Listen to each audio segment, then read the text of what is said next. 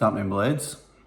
So, I was going to come on here and cover the two games that I hadn't covered yet, which were Huddersfield at home after the World Cup break, well, sort of, coming back early, obviously, before the final. And then last night at Wigan, as I record this, it's last night. So, 2 wins. Brilliant. Obviously, that's most you can ever ask for in terms of, that's the most important thing. It puts us as 5-point cushion back from third. Keep chasing down Burnley. I don't think it's a bad thing that we've got somebody to chase down.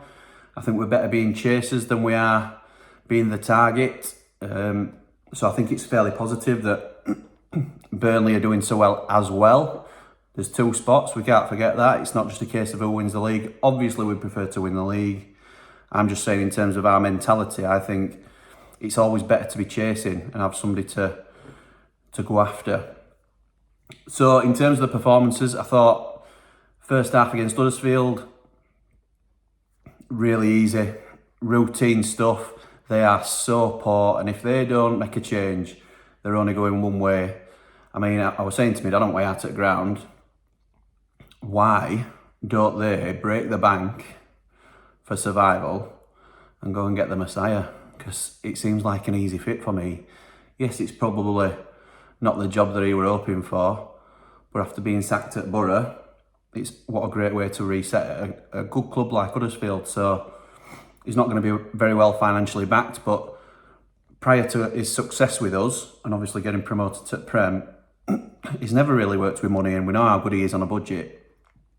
It's when he's got a lot of money to spend that sometimes problems come, but far be it from me to criticise the Messiah.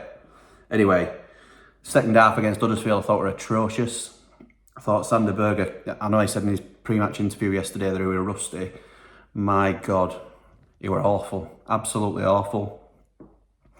I'm not going to go in too hard on players because we've won 2 games. So I thought last night against Wigan, pretty similar, to be honest, in terms of good first half performance.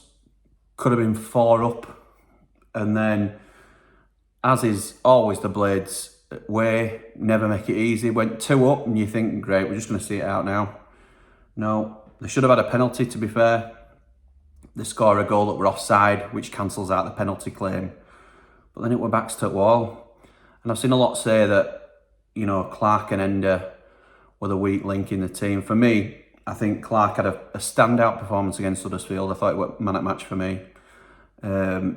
And I know Ndiaye got it last night, but I thought Clark had another really strong performance. And Ndiaye looked unplayable yesterday. I mean, I know he's not finishing things off the way, he's not quite at that finished article, but he's the best we've ever seen him. He can't, they're struggling to knock him off the ball, 2-3 players at a time now trying to go in on him, and he's just running away with the ball at his feet. It's just unbelievable to see. But I think for me, the weak link in the back line is Ender Stevens, and it's a shame to say because I think historically he's been a great servant for the club, but I think he's going down the same road as Mark Duffy's gone, Paul Coots, and at some point the levels drop off.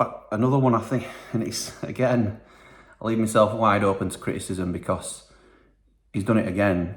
Billy has scored, but I think his overall game is below par, and that's me being honest. Ultimately, the hardest job is putting the ball in the back of the net, and we've not had a striker as prolific as Billy Sharp. And in terms of his status at the club, he'll always be a legend. But for me, he's way down the pecking order at the minute in terms of his overall contribution. And then he goes and sort of shuts me up with scoring 2 in 2. But I'm looking at the bigger picture here in terms of his performance. I don't think we've much to worry about in terms of the team. It's concerning that we're sort of playing games of 2 halves at the moment where we're either sitting back and trying to be comfortable on a lead, or actually looking quite nervous when we've got just a 1 goal to hang on to. But for me, we are creating enough chances to be out of sight within games, so it's positive overall. Obviously, we don't want those games to be as tight, but to pick up some points when you're not quite playing as well as you should be, I think, you know, it's a positive indicator as to where we are as a club, and obviously players coming back. For me, there are three strongest centre-halves that were playing. Anel were a bit off last night, but Anel, Egan and Clark are our three strongest centre-halves. O'Connell permitted, obviously. But in terms of fit, available in the match day squads, if we had all 24 to pick from, they are the three for me. And if everybody's fit, I go Baldock and I go Reese as my wing backs. I think Tommy Doyle and Norwood pick themselves as well, and Berger behind Ndiaye and McBurney for me. Although McAtee had a good first half, he ran out of steam. Berger I thought looked really good first half, and a shadow at player second half. So, but overall, we've now got the fit bodies to come in and replace those that are out of form. So, talking about your left centre half now, Kieran Clark stays in because of how well he's playing for me. Ender, there's a chance he comes out at team because Max Lowe's now fit again. Max Lowe obviously gives you a lot more going forward, but maybe he's a bit susceptible defensively. For me, Reese is the best of the three, but it depends which way you want to go. But for me, Ender is third on list for me now. But having said that, I'm not going to take up too much time talking about the games because the big news just broke this afternoon from Nath Hemmingham. The Prince has accepted an offer to sell his majority stake in the club. It's a worry that for me, if I'm honest. I'm a pessimist anyway when it comes to United. I'm a huge Wilder fan, as you'll all know now. And obviously, a lot of people would say you have to be either Prince or Wilder. Well, not for me, to be fair, because as much as we all try to find ways to have a pop at the owner, I don't think you can. I don't think you can criticise what Prince Abdullah has done for this club. He's taken us out of League One. You know, he's taken all debt away. He's invested. We've got new training pitches. We've been promoted to the Premier League. We've spent tens of millions of pounds on players. What is the playing squad worth now? I know there's some contract issues that we'll get into in videos to come, but this potentially changes the complexion of everything that we're looking at. So, I mean, it's be careful what you wish for, really. If it is, obviously, I would personally want to thank the Prince for everything he's done for the club. Not that he'll see this. I don't think he'll be one of my 30-odd subscribers, but personally, my opinion is that he's done a fantastic job for us overall. There's not obviously been no bumps along the way. I hated what happened with Chris Wilder. The fact that we didn't, no matter what's gone on behind closed doors, the fact that we didn't give him an appropriate send-off, I thought were a kick in teeth. Obviously, the Slav appointment, in hindsight, were poor, but 90% of us, 99% of us probably were behind that because of his record in league. And Eki would have been underwhelming, let's be honest, in terms of a like-for-like replacement for Wilder. So I think we had to go through those tough times with Slav to appreciate what we've got in Eki now. And Eki ain't without his flaws, and you know, I've documented that myself in these videos, but it's what are we going to be facing now? Because, you know, for every Qatari takeover that comes into Newcastle or Man City, there's a Mike Ashley, or there's the fella at Charlton, or there's Chansiri down road, the tuna man. You know, there's some bad owners, and what you'd like to think is that the Prince would leave us in good hands, but obviously he's not a Sheffield United fan, is he? It's a business investment for him. So let's hope he's doing the best by the club.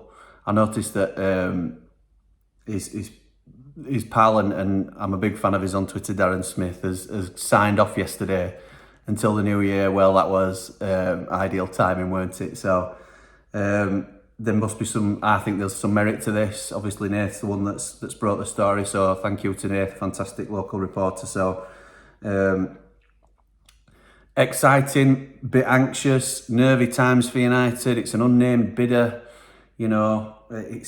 We'll see what happens, but we'll try not to get too into it. It throws January into a tailspin, doesn't it? You know, let's hold on to Berger and Ndiaye and alt main assets. Well, is this man going to be a Burnley where he's taking a big loan to purchase the club and now needs to sell some of the assets? Or does he see us as a club with huge potential, that's got a massive fan base, that's got fantastic facility? It does need upgrading in some areas, obviously, but the ground's strong, needs a bit of work. But obviously, in terms of the infrastructure of the club and where we could go potentially, obviously a huge chance of the Premier League this year.